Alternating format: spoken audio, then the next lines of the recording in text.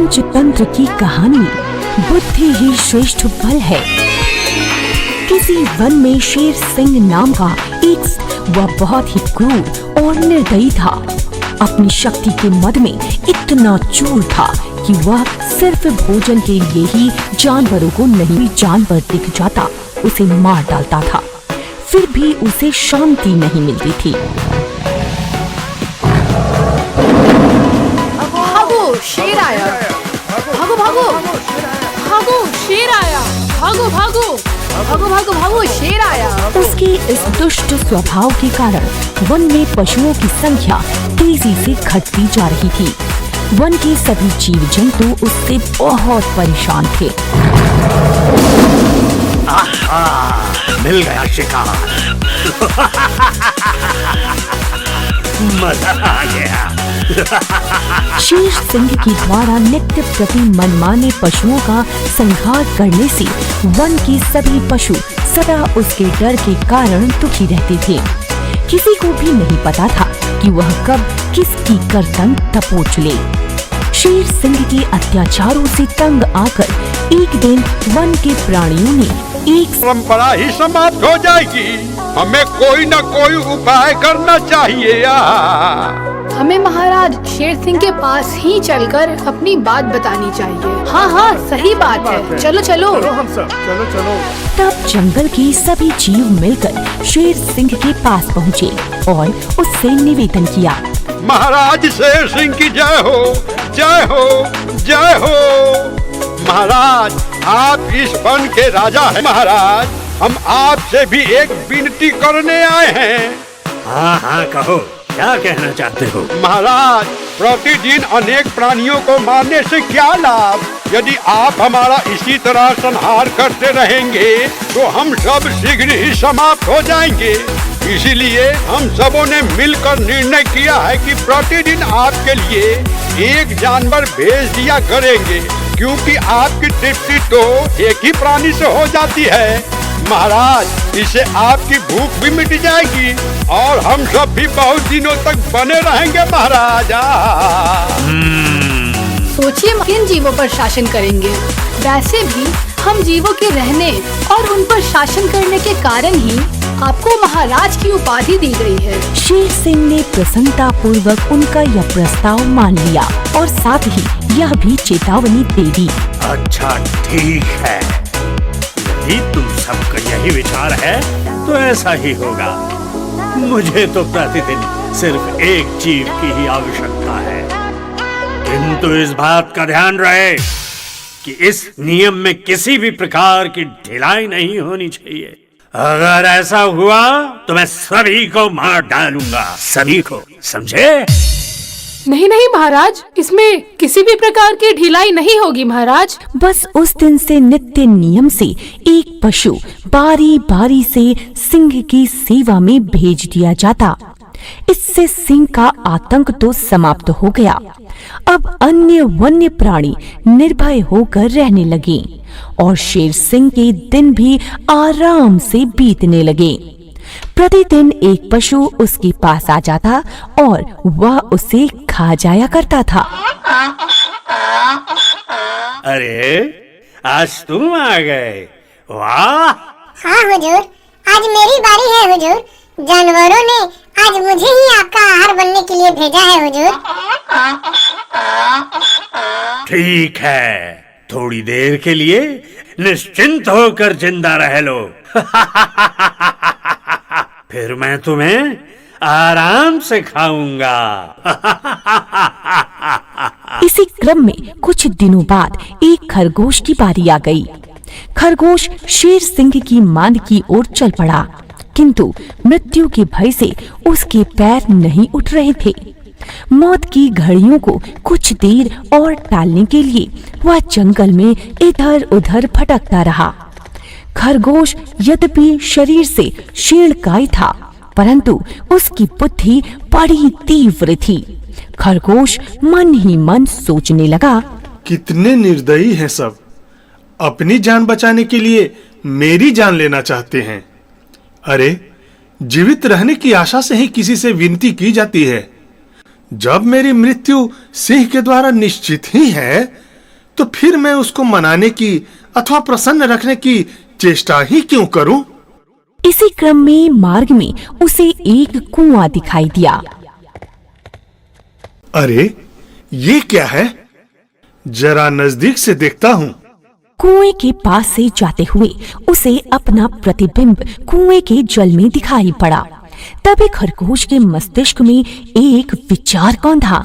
आहा, ये तो मेरी परछाई हूबहू मेरी ही तरह दिख रही है। क्यों न उस दुरात्मा सिंह को उसके ही वन में दूसरे सिंह के नाम से उसकी ही परछाई दिखाकर इस कुएं में गिरा दिया जाए। चलो अब चलता हूँ। यही उपाय सोचता सोचता वह पूरा दिन बिताकर सायंकाल शेर सिंह के पास पहुंचा। उधर शेर सिंह उस समय भूख प्यास से बेकल होता हुआ अपने होंठ चाट रहा था। उसकी भोजन की घड़ियां बीत रही थी। वह मन ही मन सोच रहा था, कुछ देर तक और कोई पशु ना आया तो मैं अपने शिकार पर चल पड़ूंगा और सारे पशुओं को मारकर सारे जंगल को खून से लाल कर दूंगा। तभी खरगोश उसके पास पहुंच गया और उसको प्रणाम किया। प्रणाम महाराज। खरगोश को देखकर सिंह ने क्रोध से लाल लाल आंखें करके गरज कर कहा,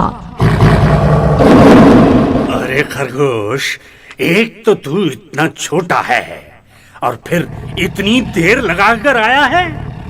तेरे इस अपराध के कारण आज मैं तुम्हें मारकर कल से इसके दंड स्वरूप जंगल के सारे पशुओं को मार डालूंगा और उनके वंश का नाश कर दूंगा।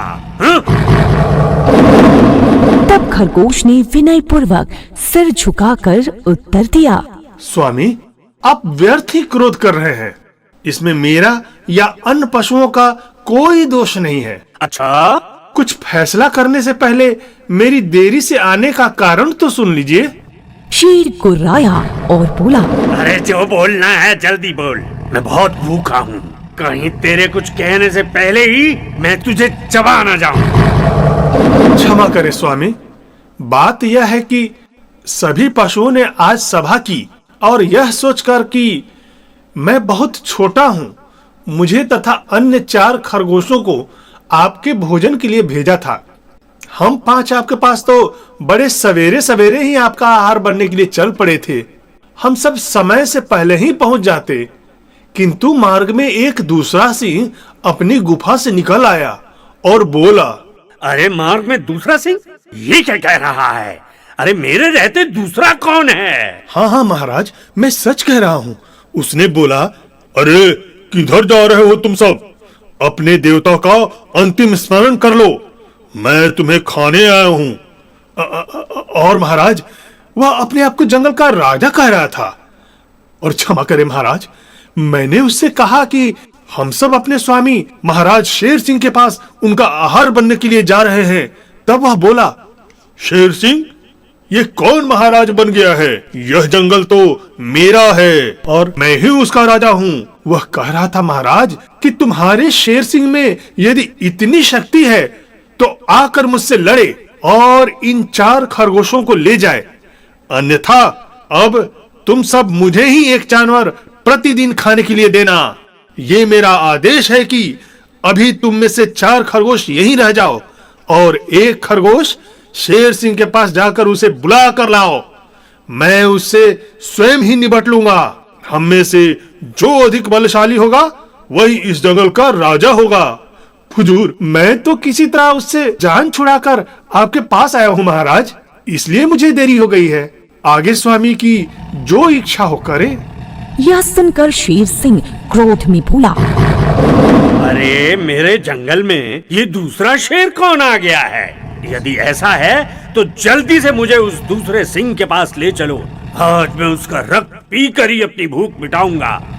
इस वन में मेरे अतिरिक्त अन्य किसी सिंह का हस्तक्षेप मुझे मंजूर नहीं है। हे स्वामी, यह तो सत्य है कि अपने स्वत्व के लिए युद्ध करना आप जैसे शूरवीरों का धर्म है।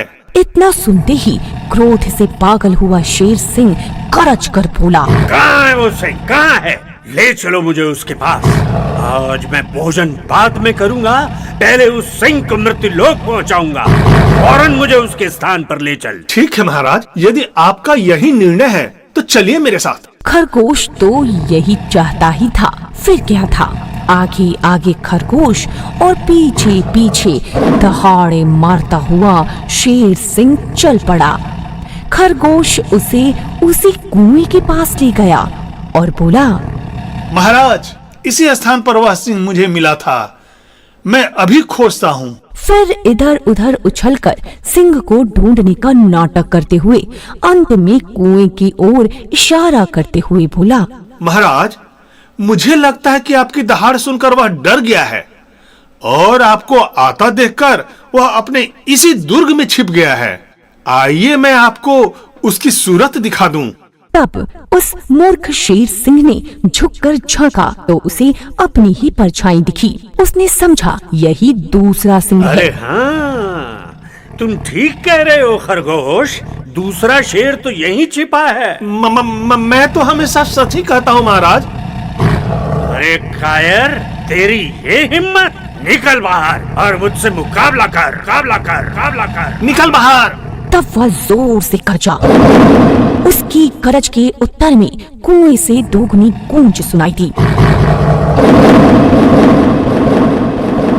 शेर सिंह को आशा थी कि उसकी गर्जना सुनकर वह सिंह डर जाएगा, परंतु उसके गरजने की प्रतिध्वनि कुएं से और भी अधिक वेग से उसे सुनाई दी। अब तो वह क्रोध से पागल हो गया। तेरी इतनी हिम्मत कि तू मेरी नकल करता है? अभी दबोचता हूँ तुझे। अरे फिर तूने मेरी नकल की? ठहर अभी। और शेर सिंह ने बिना कुछ सोचे समझे उस सिंह को दबोचने के लिए कुएं में छलांग लगा दी। इस प्रकार उसकी अपनी मूर्खता के कारण उसके प्राण का अंत हो गया। खरगोश ने लौटकर जब अपने साथियों को इसकी सूचना दी तो उसकी बुद्धि की भूरी भूरी प्रशंसा होने लगी। दोस्तों, मैंने दुष्ट सिंह का अंत कर दिया है। लेकिन तुम तो बहुत छोटे हो, तुम शेर का मुकाबला कैसे कर सकते हो? बात अपने छोटे और बड़े होने का नहीं है दोस्त, बात अपनी बुद्धि की है। बुद्धि के बल पर बड़े से बड़ा कार्य को भी किया जा सकता है, समझे? अरे हाँ, सही कहा। बलशाली वही है जिसके पास बुद्धि है। इसीलिए बुद्धि ही श्रेष्ठ होता है।